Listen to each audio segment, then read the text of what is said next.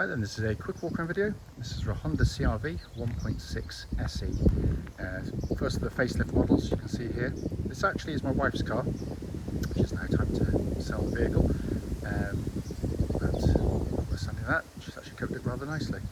The car's covered just 62,000 miles. It comes with an absolutely full Honda service history all the way through. And it's been kept very, very nicely. Front of the car, new style front end, looks absolutely fantastic on these cars. The lights and lenses are clear and intact, there's no cracks or condensation in them. Bonnet, very, very clean. If there's any stone chips, they'll be very, very light indeed. Near side of the car, very smooth in the panels, there's no car part dinks or dents. Near side front alloy, very, very good condition. Like I say, very clean indeed. Near side rear alloy, again, very nice. Coming around the back, bit of new styling treatment on there. Tow bar fitted as well, which is nice if you're looking to tow. Around to the off side of the car, driver's side, and lovely and smooth in the panels again. No dinks or dents that can be seen immediately. Offside rear alloy, yeah, absolutely lovely. And remaining panel work, very, very clean indeed. Not to say there isn't, there always will, but I always say it, there'll be the odd minor sort of brush mark and chip or something, but I try to pick up on as much as I possibly can. Coming to the back of the car now, absolutely cavernous in the back of these cars. Leg room is simply incredible.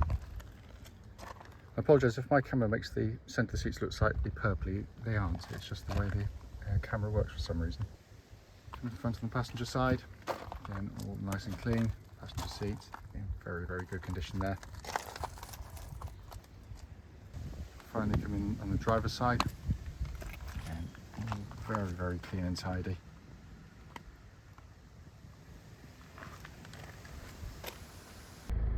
Inside the car now, as is always the case, I have the engine running here, so the dashboard can be seen illuminated exactly as it should. Pop becomes reversed, you've got the rear parking camera, again all working exactly as intended. And just to show you owners, sorry, I always do that. Mileage of the car there, 62,642. No warning lights on the dashboard at all whilst the engine's running here. Finally, just to show you, owner's manual pack and the lock wheel nut key, all here and present with the car. Right then, this is a quick road test video. This is for Honda CR-V, registered PF65EUB. This is a 1.6 SE diesel with 62,642 miles recorded. As I said in the walk around video prior to this is actually my wife's car. It's a bit of a busman's holiday for me driving it. The reason we do the videos, by the way, for all of our cars, even our personal ones, is to ensure that if anyone's online looking at any of the cars we're advertising, they get to see the very car in operation. The reason being that, you know, we've been to see cars like many people which have looked absolutely fine in photographs or description, but only to get there and find out there's an obvious fault that shows up when you drive the car. So hence that's why we do it. Clearly we know this car very well, so but I'll report back anything, of which there's pretty much nothing anyway. So so coming to the car itself, I mean, it's been very well maintained, all of its servicing done by the Honda main dealer. The car drives absolutely fantastically. We love these cars. We've had countless of them over the years, and the reason we like these, they're just so cost effective to run as much as anything else. But enough of that. Going through the mechanical stuff of the car, engine starts instantly, settles to a nice smooth even idle. There are and there never have been any warning lights on the dashboard of the car. Temperature gauge running at a third, which is exactly where it's meant to be on a Honda vehicle, by the way. But these are brilliant diesel engines, absolutely brilliant. Most people will buy this engine for their fuel economy. It's currently averaging 55.6 miles per gallon, and that's, and I don't mean that in a disparaging way, but that's with my wife driving it. And what I mean by that is actually she tends to do quite a lot of sort of shorter trips, which isn't actually that good for fuel economy on a car. So on longer trips, we can be, and we have been, well over 60 to the gallon out of it. So they are incredibly effective engines in terms of fuel economy. But it's a nice engine to use day in, day out. It's quiet on the move. It's only noticeably a diesel at sort of lower speeds, where even Honda can't engineer out sort of diesel noise. But on the move, it's a nice quiet companion. Engine then feeds through into the clutch and gearbox. Clutch on the car is absolutely spot on. Bike points where it's meant to be, and it's nice and smooth. Gearbox is, I've always said on the CRV videos, it is a brilliant gearbox on the car. It starts with the position of the gear lever and its plane of change. It's perfect. It's your hand just falls naturally to it. It's not kind of down here. Your elbow has to go backwards and forwards. It's sort of fingertip controlled, but it's very short in throw. It's got a very precise mechanical feel to it almost. It feels much more sporty than you'd ordinarily get in this type of vehicle. Most of the time you're given kind of gear changes which are kind of long, throw, vague, and this is the opposite of all of those. It's really it's actually a genuinely enjoyable gearbox to use. It's busier on this road than normal. I don't hardly ever see a car. And by the way, the gear change feels exactly like it would have done when it was new. There's zero wear in it, but that's par for the course for these, because they generally don't show anywhere in their gear changes. Coming to the steering and the chassis, Honda were way ahead of the game with the CRV, which is why the CRV has become the best-selling SUV in the world, or has been for many years, because the whole feel of the car when you drive it is very car-like. So if you just get from a normal car into one of these, you don't suddenly feel like you're in a big, clumsy, cumbersome, vague sort of truck. You're in something that feels like a taller, very good car. And the steering's part of that. It's really nicely weighted.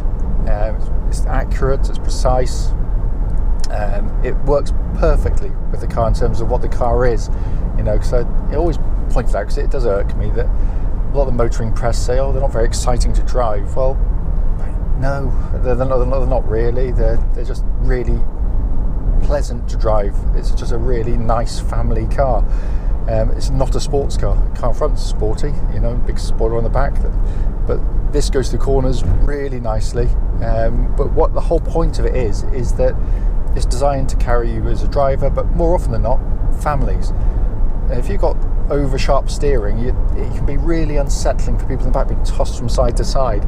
If it's too vague, you can feel horrible and detached and sort of woolly on the road, and this strikes the perfect balance for this type of vehicle. It also, by the way, tracks absolutely dead straight. There's no vibrations at this speed or any speed up to the legal limit. The suspension of the car, again, the design is to give you something that, obviously a comfortable, compliant ride, which it definitely does. But what it does is incredibly efficiently, actually, and again, quite often overlooked. When you go through corners with this, and we've literally just been to North Wales in it, through some really lovely, challenging sort of mountain roads, some brilliant roads for sports cars, and this is so capable. It flows the corners really, really nicely. If you drive it at normal speeds, I'm sure if you drove it insanely quick, you get lots of body roll and you get lots of understeer, but this isn't that type of car. But what it does absolutely brilliantly, because my kids are very susceptible to car sickness, so if there's lots of motion going on, lots of kind of secondary movements, it can be quite unsettling and nauseating. This is just brilliantly done. Incidentally, no knocking noises, rattles or anything from underneath the car. The whole car feels absolutely as tight as a drum. Brakes, by the way, spot on. Again, we've driven it over and over and over again, so we know them very well. There's no kind of juddering when you hit the brake pedals, so all in fine order.